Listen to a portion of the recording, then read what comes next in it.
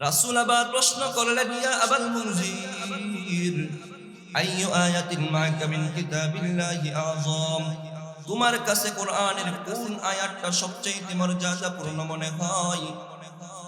উবাই ইবনে কাব রাদিয়াল্লাহু তাআলা আনহু বললেন, রাসূল একবার দুইবার যখন আমাকে প্রশ্ন করলেন, আমি একটা আয়াত বলে দেখি। এবার উবাই ইবনে কাব রাদিয়াল্লাহু তাআলা আনহু উত্তর দিলেন, ইয়া রাসূলুল্লাহ, ইয়া হাবিবাল্লাহ, আমার কাছে কোরআনের মধ্যে আয়াতুল কুরসিটাকে সবচেয়ে মর্যাদাপূর্ণ আয়াত মনে হয়। সর্বপ্রথম আমাকে একটা ভুল সংশোধন করিয়ে দেই। কোরআনে আয়াত কয়টা? আচ্ছা, কিয়ামত পর্যন্ত যদি আপনি গণনা করেন, কোনোদিন ৬৬৬৬ আয়াত হবে না। কোরআনের আয়াত সংখ্যা হলো ৬২৩৬টা, মতান্তরে ৬৩৩৬, কিন্তু ৬৬৬৩ কোনোদিন হবে না। ৬৬৬৬ কোনোদিন হবে না।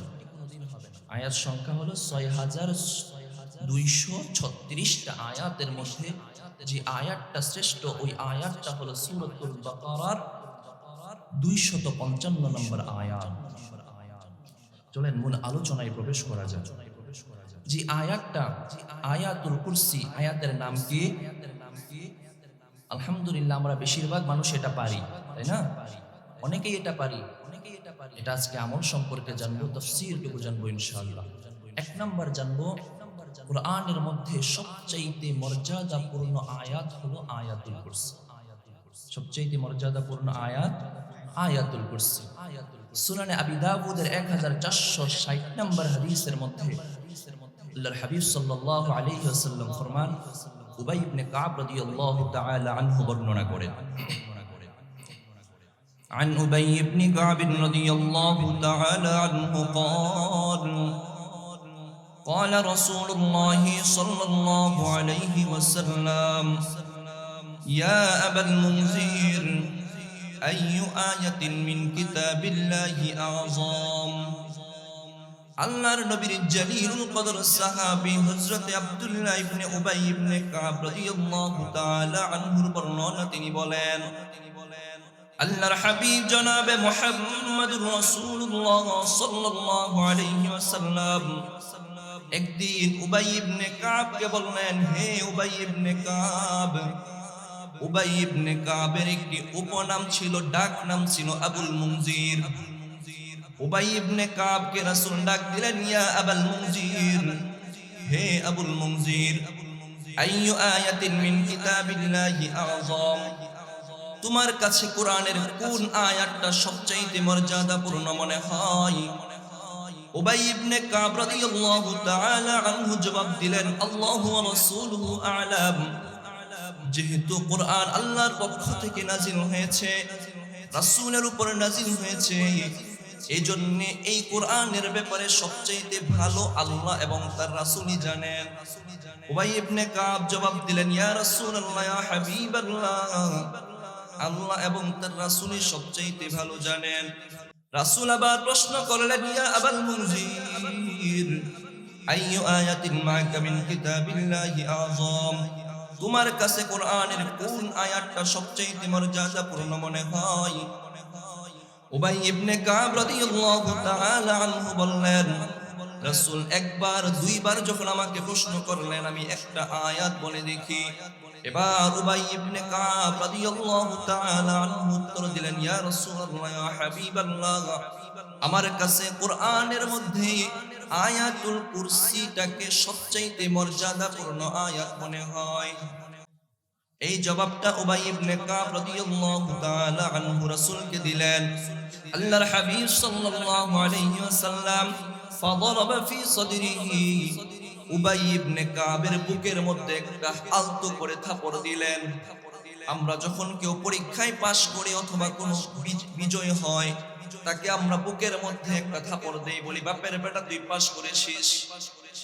রাসূল উবাই ইবনে কাবকে বুকের মধ্যে আলতো করে একটা চাপড় দিলেন, দিয়ে বললেন, হে আবুল মুনজির, লিয়াহনিলাকা ইয়া আবুল মুনজিরিল ইলমু, হে আবুল মুনজির, তোমার জ্ঞান তোমাকে উপকৃত করুক, তুমি যে উত্তরটা দিয়েছো তোমার উত্তরটা সঠিক হয়েছে। তুমি যে উত্তরটা দিলা তোমার উত্তর সঠিক, তোমার জ্ঞান তোমাকে উপকৃত করো।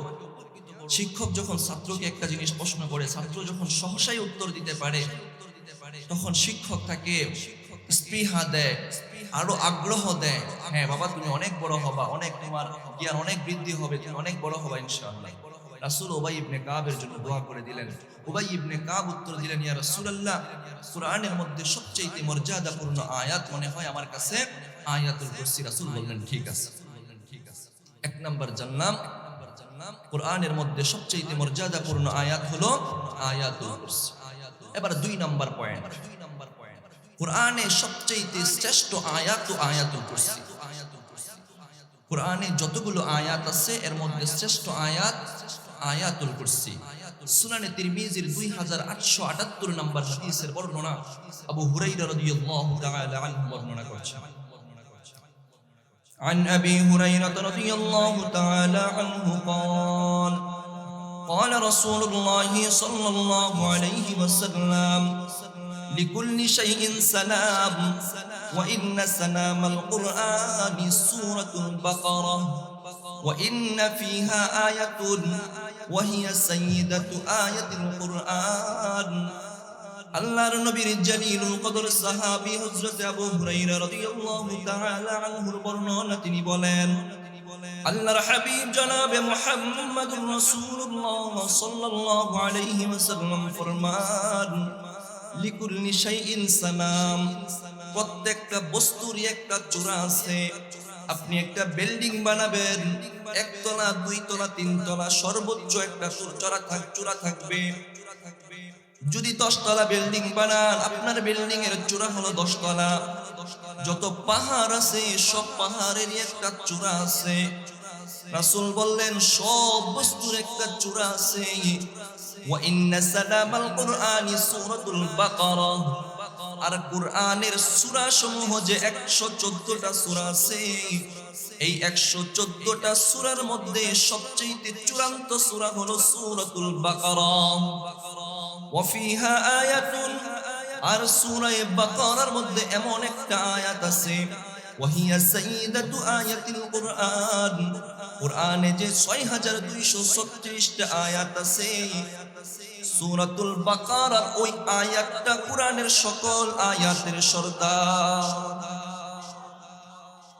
কুরআনের ওই আয়াতটা সকল আয়াতের সর্দার। আর ওই আয়াতটা কোনটা? সূরাতুল বাকারার 255 নম্বর আয়াত, আয়াতুল কুরসি। এবার এটা জানলাম কুরআনের শ্রেষ্ঠ আয়াত হলো আয়াতুল কুরসি। 3 নাম্বার এবার আমরা জানবো, এই আয়াতুল কুরসির ঠোঁটও আছে, জবানও আছে। আমার আপনার জবান আছে না? আল্লাহ আমাকে জবান দিলেন, হাত দিলেন, পা দিলেন, অঙ্গ প্রত্যঙ্গ দিলেন।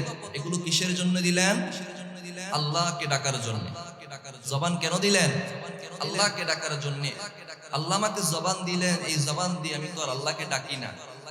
অথচ আল্লাহ মানুষকে যেইভাবে জবান দিলেন, পশু পাখিকেও জবান দিলেন। এরকম প্রাণী ছাড়া আরো একটা জিনিস, কোরআনে যে আয়াতগুলো আছে এর মধ্যে একটা আয়াত, এই আয়াতুল কুরসিকে আল্লাহ তাআলা জবান দিলেন। আয়াতুল কুরসিকে আল্লাহ তাআলা ঠোঁট দিলেন। এই ঠোঁট এবং জবান দিয়ে আয়াতুল কুরসি আরশের মালিকের সামনে বসে বসে রবের তাসবিহ পাঠ করে। মাজমাউজ জাওয়াইদের 6 নম্বর খণ্ড 324 নম্বর পৃষ্ঠা আল্লামা ইমাম হাইসামি রাহিমাহুল্লাহ আবু দাউদের ওই 1460 নম্বর হাদিসের তাখরিজ করেছেন। তাখরিজ মানে হলো মিশকাত শরীফ, এটা হাদিসের মূল কিতাব না, এটা তাখরিজ। এইভাবে এমনি একটা হাদিসের কিতাব আছে মাজমাউজ জাওয়াইদ, ওই সিয়াসিত্তার কিতাবের হাদিসগুলো তাখরিজ করেছেন আল্লামা ইমাম হাইসামি রাহিমাহুল্লাহ।